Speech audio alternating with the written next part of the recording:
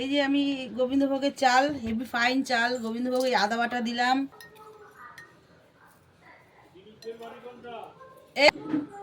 হলুদ দিলাম,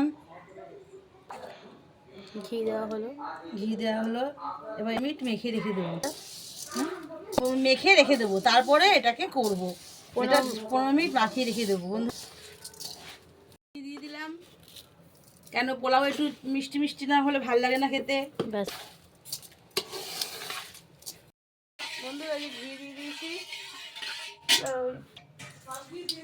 গরম মশলা দিয়ে দিলাম,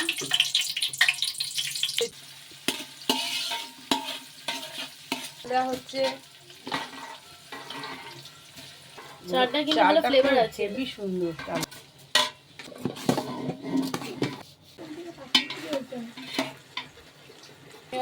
চাল দিয়েছি, এবার এই বাটির 8 বাটি জল দিতে হবে আমার, কেন যা দেবো তার ডবল দিতে। 5 6 7 জল দিলাম 8 বাটি, 4 বাটি চালে 8 বাটি জল, 8 বাটি জল। এইভাবে আজকে পোলাও এইভাবে আস্তে আস্তে হবে,